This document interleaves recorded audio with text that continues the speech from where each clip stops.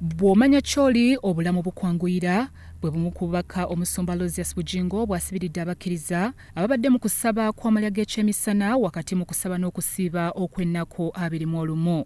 Olina okumanya bwe wazaalibwa, olina okumanya eyakutonda, olina okumanya kye weetaaga. Biwandiike. Ekitubonyaabonya butajjukira bwe twazaalibwa, butamanya yatutonda byayagala, butamanya kye twetaaga.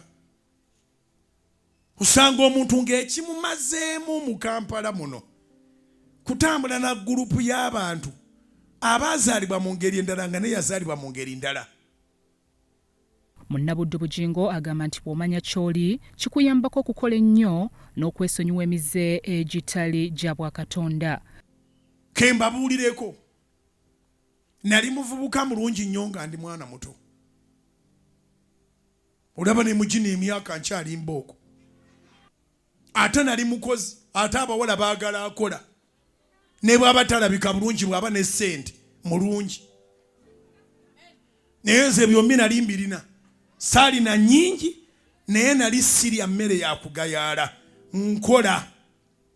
Okukola kuno kulina akanyiriro okwekuleeta. Bw'oba okola kitegeeza osobola okwegulira ekikopo ky'amata. Oba ne proteins ne vitamins ofuna atakola z'atalina. So nali nina akasusu, nali ndabika bulungi.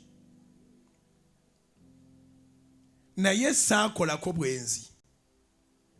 Ate nali mu kibuga nga nze taata wange nga nze maama wange. Nga nze mukulu wange era nga nze muto wange nga nze ssenga nga nze kkojja. Neebuulirira nzekka. Mpiikinga wano ne wali amagezi. Buli ayogedde ekigambo eky'amagezi ne nkitwala.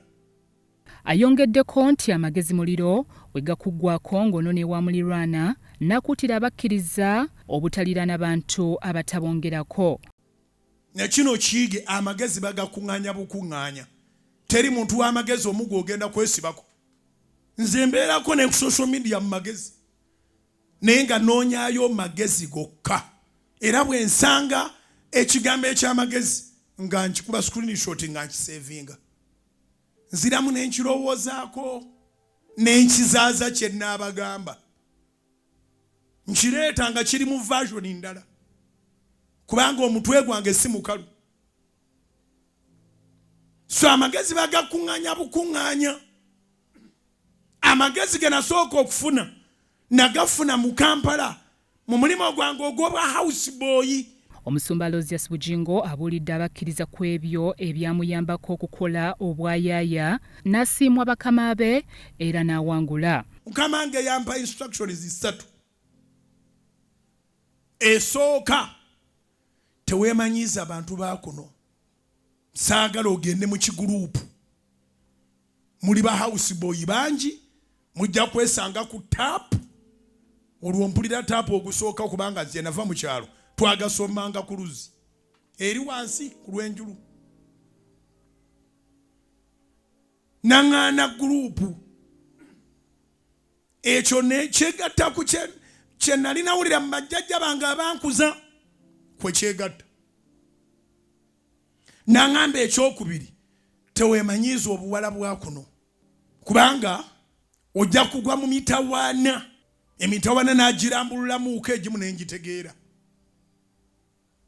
Naŋŋamba ekyokusatu, bwe mba nkutumye n'osangayo abalwana oba abakaayana, wonna wonna w'osanga akavuyo, dduka emisinde egisinga ne gy'olina okomewo ewaka. Ebyo ebigambo byali by'amagezi nnyo. Orientation gye nafuna mu House Boy, Mwami Ssentongo gye yampa yankolera. Okusaba n'okusiiba kuyingidde olunaku olwokutaano ng'okusaba kw'okuyita mu kiro kwatandise dda ku ttaka ettukuvu e Canaan era omusumba akuyita obutakusubwa. Byakasimbazi Yusuf ku Rasalt TV, Omunnyo.